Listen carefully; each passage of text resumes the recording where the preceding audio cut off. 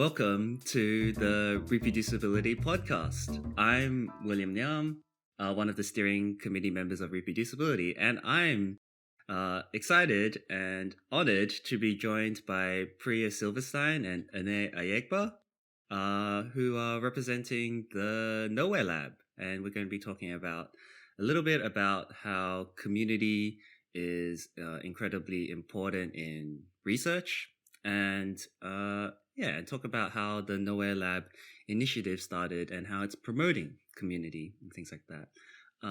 So Priya, would you like to introduce yourself? Sure. Thanks so much for having me. I'm really excited to be back on the Reproducibility podcast. It's brought back a lot of memories for me, actually, because the first time that I was on the podcast, I was during my PhD, and I think I just either published or just submitted. Yeah, I think I just published my first replication study and was very angry about the replication crisis and rabbiting on about that in the last episode. So yeah, it was funny to think back on. I have a background in developmental psychology. Did my PhD in infancy research, and then got really interested during my PhD in everything open science.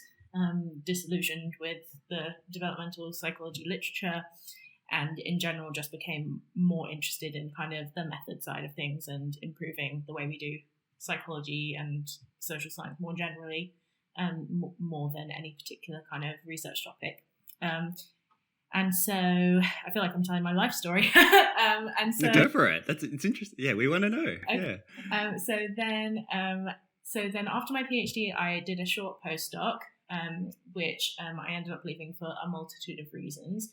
And then I was in this weird position where I had this part-time job as a community manager for the journal editors discussion interface, which I won't go loads into. We can talk about it later if you want to, but for the moment, it is basically just a kind of an online community for journal editors to try and advance open science.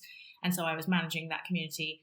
And so that was the first time that I kind of hadn't had a lab, and I really missed it.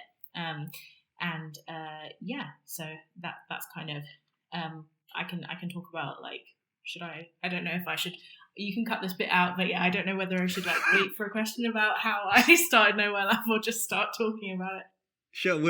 How about we'll ask Ane to introduce herself, and then we can go from there. Yeah. Okay, so hi, thank you so much for inviting me for this podcast. It's really great to talk here with Priya and you. I think my path has been quite different from the traditional research academic path. So I did my BSc in psychology in Nigeria. I finished in 2020. So prior to that, I used to volunteer for a mental health non-governmental organization. So basically what we do is peer counseling. So people call in and then we help them through their issues, because here access to therapy is quite expensive and not readily available. So basically my work transitioned from being a volunteer to being a staff there now. I've been there for over 3 years. So going on Twitter and seeing the Nowhere Lab, I think my friend sent me something, a screenshot or something of the Nowhere Lab. And then she was like, oh, this is cool and you should join. But then I didn't join immediately, but I saw some tweets that the Nowhere Lab made and I was like, oh, this sounds really cool. And it was like a lab for people who are lacking the lab experience. And I really was anxious to join because I was like, I'm not really into research per se, although we do some research in my organization, but it was just fun to, be with people who, are on different paths. Like Priya is doing her thing, other people are doing their thing, I'm doing my thing, and we all come to the lab meetings and it's like all those things, come into one huge goal, and it's very beautiful to, be a part of. So before I talk too much, being a member of the Nowhere Lab has been so fun. No, feel free. No, that sounds really, really cool, and it's great to hear that there's an it's a place for like people from diverse backgrounds and like experiences being able to come together as one. Mm-hmm. Did you have that in mind when you conceptualized this initiative? Like, where did this come from? Yeah, I think it probably like came mostly from a need that I had, and then thinking about that I must not be the only one that has this need. So I was like in this transitional situation where I was in this kind of academic adjacent job, but without this kind of regular lab meeting experience or any kind of group community. I just had like, one boss that I kind of reported to, and I was in like the Slack channels for the wider group, but not really having any kind of regular communication with them in that way. And so I thought, yeah, there must be other people in this position who just really missed that lab experience that I'd really enjoyed having during my PhD. And so that's kind of where the idea came from. I had no idea. I had some initial ideas of why people might be in that position. And so I kind of listed them as options for like, you can join if you're in any of these situations, but I knew that there would be other things that I couldn't even think of. So I think initially, yeah, I didn't do anything. I don't think I even made like the Slack channel. I think I just said, I'm going to be doing this. I put out a tweet and said, I'm going to be starting lab meetings for people who don't have a lab. So let me know if you're interested. And I got, like just dozens of people instantly replying saying they were interested. So then I thought, okay, I need to do something about this now. So I quickly made a Slack and where we could kind of organize stuff and just went from there, really. Yeah, that's really cool. It's funny because I had the reproducibility journal clubs. I think also similarly had a like, with Amy, Sam, and Sophia, sort of recognizing a need to create something. And I think effectively you could almost call it like there was no like meta science lab meetings or no open science lab meetings. So then they sort of made their own. And that's really cool to see like people take initiative and do these kind of things. Yeah. So yeah, how many people come by the Nowhere Lab now, and who like, if you can say, like, what's the makeup, like what's going on? Yeah, sure. So I think we have over 100 people actually on the Slack, but much fewer than that kind of attend the weekly meeting. So we have a lot of people who can't attend the meeting time. We do rotate the meeting time to kind of try and accommodate different geographies, but for people who can't attend for any reason, they often just do interact on the Slack. But for the actual meetings themselves, it really varies. Sometimes we have really small meetings, just, 3 of us one week and then 10 the next. So it tends to be like a relatively small group, probably like quite a normal lab size, which works quite well. But we just kind of adapt depending on how many turn up on the day. And we always do a bit of a like recruitment push so we change the time quarterly, and then we kind of try and advertise a little bit around that time to see if there's any new faces that can join. So it tends to kind of ebb and flow throughout the quarter. But yeah, that's the kind of usual, I'd say like average about 5 of us maybe a week. And the types of people, it's really varied. So we have people who are not on a kind of traditional academic path at all and haven't done a PhD.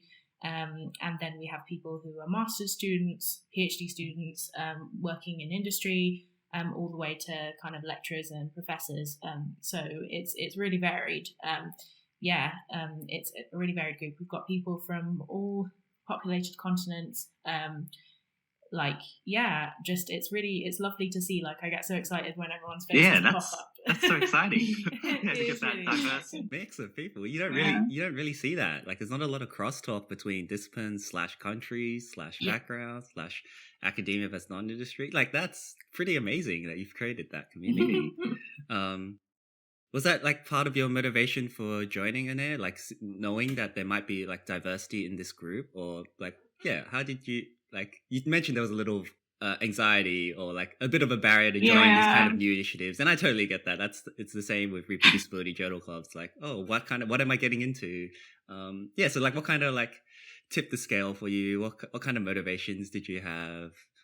Okay, so I think joining the Nowhere Lab, there's this energy that comes with, you're free to be yourself, because I think since last year, I've always felt so bad anytime I miss the meeting, because I just know that I can just come and, be with these people. I don't think I've ever been in a group where, a professor could be saying something and someone in physics could bring their own idea, or someone in China who is taking an online program could bring her own idea, and me who is in Nigeria working with an NGO could bring my own idea.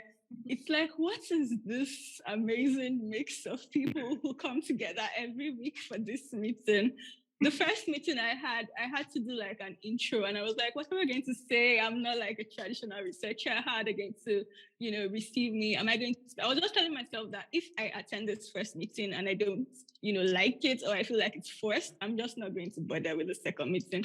But the first meeting, I did the intro thing. It was really exciting. Everyone was really welcoming. And then just like that, we review, articles, we review papers, and everyone just brings their ideas, and you're wondering, oh, I can see a bigger picture for myself. You dare to dream, you dare to, open yourself to possibilities. If I can meet these people just in this way, how much more can I do? People come and tell their stories and you're like, oh, inspired. Okay, I could actually work on this. I could do this. And, what else is there for me to do? There's so much to do. So yeah, it's really, I get excited talking about the Nowhere Labs. Yeah, that's great. Like, I can totally see how that's like can be really inspiring like, this is a bit cynical of me, I suppose, but I don't think that happens a lot in academia, where you get these like sort of supportive, empowering communities, and like often this comes from having a diverse background, right? Like if you have everyone who's similar, you sort of get into an echo chamber, but with diversity you get this really nice like sort of different perspectives, and generally if you get the right people, this will sort of be more positive and more supportive, and yeah, you do get this inspiration and motivation. Yeah, I think I've noticed that. Yeah, go ahead. Sorry, yeah, I was just gonna say, like, yeah, I agree. I think like, and I think another part of it is definitely like being non-hierarchical, and I think like I felt a bit awkward at first, like being the almost like quotation marks PI of the lab and being like just out of my PhD. And especially once we had people joining who were like later career than me, then I felt weird, like kind of still, not that I'm bossy. Well, I like to think I'm not bossy in meetings. I'm probably, yeah, but like even just kind of, just taking that floor and like kind of organizing things a bit, like it felt strange to have people who are later career than me in the room, but that be okay, and for it to be so like community driven and not, just what do people want and we'll do that, rather than like, everyone's opinions are just as important as each other, like as cliche as that sounds like. And I think that is something that you definitely get like more or less in different labs. Like I definitely know that there are labs that really do really well in academia for like trying to be non-hierarchical, etc. But I think like when you're embedded in such a, you can do your best to be a PI in an academic lab and not be hierarchical, but those academic hierarchies still exist, and you can't kind of ignore that outside of your own lab. Whereas I think because we like have a bit of a more external position that isn't really situated in academia, it helps to be able to do that properly. Yeah, how important do you think that maintaining that sort of equality in the lab meeting is, and what does that generate? You think, like you've mentioned a little bit already. Well, seems like sort of there's less judgment's maybe not the right word, but there's sort of that less of that happening in the discussions, which fosters some sort of more supportive environment where everyone can sort of say their thing. So how do you see, or how do you what's your perspective on the importance of this equality in these kind of situations? I think it kind of just offers like a safe space to, I wouldn't even say make mistakes, because it's not even like mistakes are happening, but like it's just like say whatever you think and have ideas, and no ideas are too silly, or like no one will think that you, I don't know, that anything bad of you for having an idea. And like, sometimes we'll just have a meeting and the stuff that happens in the meeting is all that comes out of it, and that's fine. And then sometimes it will really inspire an idea, like maybe it would be a good time to talk about the blog post. Okay. Yeah, like Priya said, you're able to talk about things from your own perspective because your experience is not in any way less than someone else's experience. Everybody's experience is important, and then when you see that you're free to say your experience someone else's experience doesn't invalidate yours, it's easy to share. It's easy to come up. Okay, so we're working on this PhD survival guide, something that we came up with, to help people who are trying to get into a PhD. And so it's basically nothing until everyone started bringing out their own experiences. So we didn't have any documents, we didn't have any outline, we didn't have anything. We just started, contributing. Someone said this is what they think should be, this is what they experience. And we have a full document ready now, and someone could pick it up and use it, and it's beneficial to them if they were, looking to start a PhD. I'm looking to start. I'm starting my master's in September, and I can't tell you how much help and advice through the process and just getting my mindset right. Just from, talking to people in the meetings, out of meetings, and, getting, just knowing that, yeah, you can do this, and then we are here for you to support you, and you can always ask for help. It's just so good, so good. That's so wonderful. Yeah. Something that was striking is that, like, we've talked a little bit about the diversity, but then there's a shared commonality, I suppose, with this. Even if that wasn't maybe intentional or designed in any way, that seems to have come out of the Nowhere Lab. Is that true? Accurate? Yeah, I think so. Because I think, like, there's people who just pop in once or twice because they're curious. Even if, we never say like you can't come if you already have your own lab, like, because you don't know what someone's experience is. And I think it's like less dichotomous than that. You could have a lab but feel really uncomfortable in it and feel like it doesn't reflect you, etc. So we don't say no to anyone, and you can tell that certain people just kind of pop in to see what it's like and then leave, maybe because they don't need it, like, and that's completely fine. But the people who tend to like come back week after week, like at least when they can, like, I think there definitely is a commonality there, because it's like this shared experience of, like, you're making yourself vulnerable by coming in the first place because you're saying, I need this. Like, I need the sense of community and I don't have this elsewhere. And I think that once you've done that, then there is a really special connection between the people who are kind of able to say that to each other. Yeah, for sure. I also loved, like, how once you've, I was thinking collected, but that can't be right. Once you've, like, gathered, I guess, everyone's, like, sort of experiences and see what's shared, you can really start these initiatives, like, such as this guide, which sounds amazing. And, like, have everyone contribute to this kind of initiative. That's really cool. We did something similar at our local Reproducibility Journal Club, where we realized that the grad student guide from the university didn't have a list of, like, health and wellness resources. So we created a living document just collating everyone's known, like, mental health or physical wellness resources, like what's available, what's around, and how do you get these things, and just sort of adding that to a living document. And that initiative came out of the realization that, hey, we all don't know where to go. Like, we all don't know what to do, or how to get these things. So that sounds really, really cool. Have there been any other initiatives or things like that have come through the Nowhere Lab?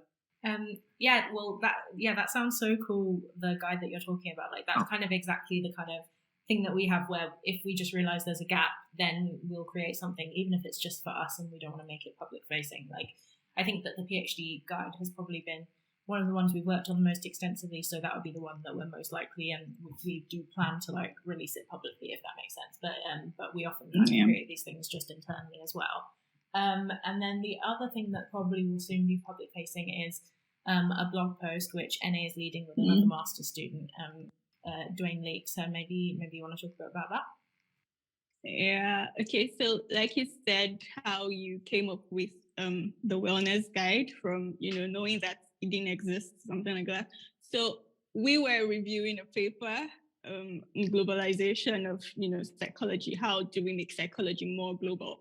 And then we just thought we all are in different fields. We are doing different things in the field of psychology, in the field of science and research.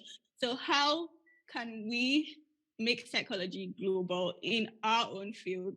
And then we started, coming up. We had a hackathon, and then we started coming up with ideas, and then we decided to put it in a blog post so that when people read it, they would be inspired. Okay, this person is working in this place and they're trying to do this to make psychology more global. What can I do? So those kinds of things are, they came out of, okay, there's a gap here, and how do we fill that gap? And eventually, I think it's like a boomerang effect. Other people would see it and be able to, work on it themselves. Yeah, what are some of those ideas? I would love to know. Is there a team? Yeah, so I think it was kind of like things that so a lot of, I think I'll find the links to the actual blog post. It was like a series of 3 that came out, I think, from the APA, and so it was talking about they got quite a lot of kind of attention about making psychology more global. And I think a lot of it was like big things that like universities or labs or like PIs or other stakeholders can do. So we were just kind of trying to instead think about like, we all have very different positions and kind of amounts of power and types of power, usually a big lack of power in our situations, the members. So, but despite that, what could we do just as individuals? So it just depends on kind of what role and kind of resources we each have at our disposal. Like, for example, I talked a little bit about how, just something as simple as like how you temper your conclusions in your research. Like I'd been during my PhD doing this research about like how infants learn that they're being communicated to, which is kind of like these very big questions that are meant to at least be universal, and yet I'm testing babies in, not anymore, but I was testing babies in Lancaster, one of the kind of posh white parts of the UK, and with all these yummy mummies coming into the lab with their babies. So yeah, I think that like something like even just a sentence, like just trying to temper conclusions, not saying that there would be any reason to believe that these processes necessarily would be different in babies elsewhere, but that we don't know, like, or that this is I am making these conclusions based on this sample. So something as simple as that is like something you can do with very little power, just to kind of at least make these issues more well known and obvious, and make people read your paper in that way rather than kind of ignoring that downside of your methodology. Mm-hmm. Yeah, like limiting, like not overgeneralizing, I suppose, your like findings or conclusions. That it's funny that you bring up like different stakeholders, because I'm always thinking about how early career researchers have little power, so to say, in this in these like academic structures, but it seems like a lot of initiatives or sort of good ideas come from early career researchers, such as this one. I'm not sure where I was going with this, but it feels like how do you feel about the idea that early career researchers sort of should take, if they think they have a good idea, they should just go for it? Or like, sometimes we talk about these kind of things don't necessarily advance your career, or that, you're not working towards a publication in this capitalistic enterprise of science. So like, I'm curious to know like how, like, and they with like writing these guides and these blog posts, you starting this Nowhere Lab and other things you've done. Uh, yeah, like where does that motivation come from, and perhaps like what sort of got you to start? Like we've talked about there's a need for these kind of resources, but also like where does the time, energy, motivation, where does that come from? Honestly, I don't know because okay, it's a lot actually. So here's what I think. I think that being in a community where you're with people who, when these kinds of things come up, they are quick to understand. They are quick to also contribute.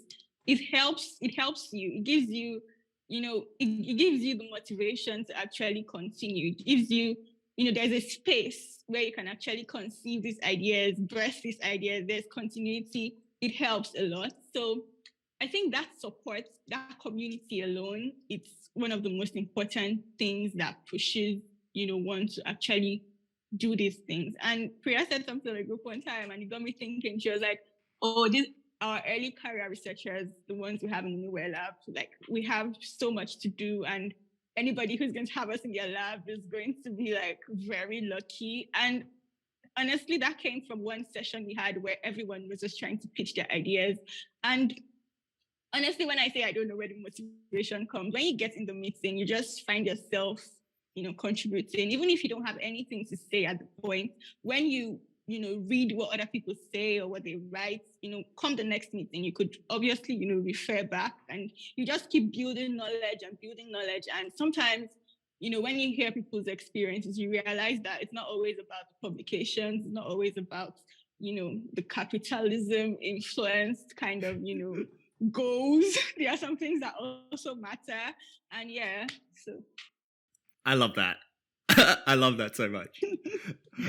yeah. I think that like it's hard. It's definitely hard to balance. Like we never want to put pressure on anyone to like, doing things like creating these resources or blog posts, etc. is always like an extra, and it's always like something that isn't expected. It's not like, if someone has no time to do anything except attend the meetings, that is absolutely fine, and that's the majority of the people who attend.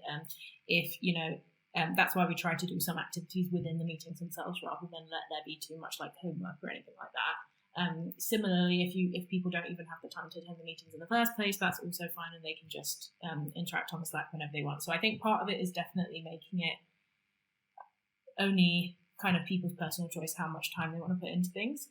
From my perspective, I try to put in not too much time to Nowhere Lab and to all my other kind of sidey things at the moment, just because basically like because of the way that I'm paid for the two jobs that I have at the moment, like I can't work on side projects and get paid, so this is always in like my spare time, which is very different from how it was like during my PhD. I felt like maybe naively like I could just like get involved in anything I wanted and that was fine, and I was still, I mean, it's not like PhD stipends in the UK are very generous, but at least it was like within my normal working hours.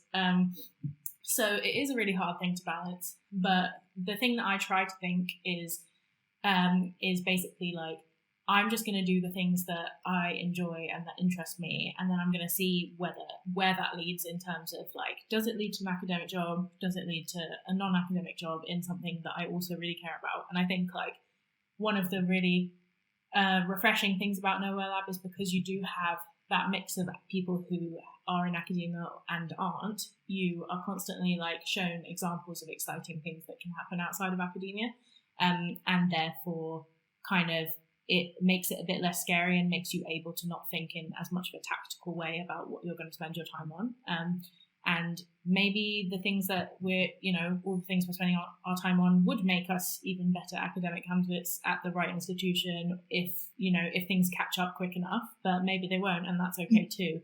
It's definitely not like a second class option. Like we're so excited when we see like anyone go and get an exciting job outside of academia. Like all we want to do is like hear all about it and kind of find out if it could be for us, or maybe this connection could be what gets us a job in the future. Who knows? Like, yeah. So I think that takes the pressure off a lot. Yeah, that's so cool. I love hearing of all of that. And that sort of reminds me the importance of community in things like in all these initiatives, like not necessarily just the open science movement or science reform or like diversity, DEI things, but like the need for community. Is there anything that comes to mind that we haven't touched on already that community brings about? That's a good question. I think the support, just knowing that everyone has a different perspective. For instance, you could be having a presentation and then you've worked on it for so long, you've tried to get all the facts right.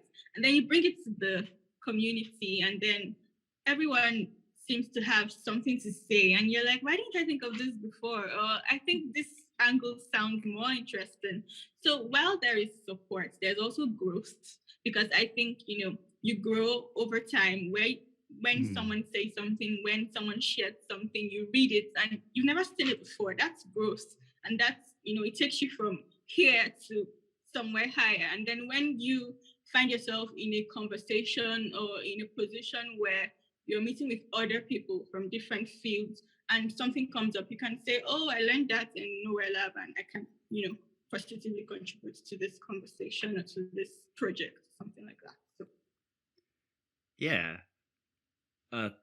Thinking about growth, that's important. Like, I think a lot of people get jaded in academia because they feel like they're no longer learning or no longer picking up new skills.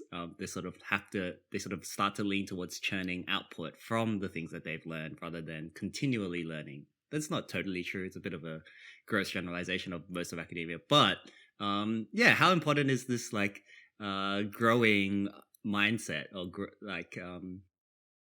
and also I think part of this growing is like openness to ideas and things like that. Yeah, I think that like it definitely it offers a kind of like non-scary way to learn new skills. Like it's completely fine if like if someone does a workshop on, I don't even know, just on R or something, and then like for some people it will just be like, oh, that was interesting, but maybe it's not for me right now, and for other people it might be like what really like gives them the push to start using that in their own work. And if things spark further interest, then we'll have follow-ups. If they don't, we don't. It's quite a like low commitment way to get like a little bit of training in lots of different things, and we use the skills within the group itself. If I ever, that's one of the things that to my detriment maybe like as soon as someone kind of mentions any skill, I'm like, well, you don't keep that to yourself. Like, I hear you did, maybe someone will go on like a week training course to learn something, and then they can just do like an hour summary for us so that we all gain from it. Like, and that also really helps with like, resource disparities. Some people have like money in their research training grants to go to these things. Some people don't. So, it helps us kind of Robin Hood the situation a little bit. Yeah. I just remembered something. Okay, so I'm still talking about support, but like from another angle. So we have this channel on our Lower Lab Slack group where it's like for rejections. Oh, yeah. So fine, our field of research and work and applying to so many things, we get rejections like a lot of times, and then we have this group where if you have a rejection, you just come and share it, and everybody gives you flowers, like flowers though, like, and encourages you to like apply again. And then we hope to do something when it's up to 100 for you. Don't forget. Yeah. So I can't. I'll have to figure out whose idea that was. I think it wasn't mine. Like, it's such a good idea. The rejection collection. Yeah. Look it up afterwards. So that's really supportive. Yeah. Yeah, normalizing how to handle rejections is a really good thing. I suppose. I guess how does one get connected to the Nowhere Lab? How do we join? What are the first steps? Well, there's nothing fancy so far. It's literally just like email me or DM the Nowhere Lab Twitter or DM my Twitter. So I guess we can put all that information like under in the information for the episode, I guess. But like, yeah, it just say that you want to join, and that's pretty much enough for me. And then you can get added to the Slack.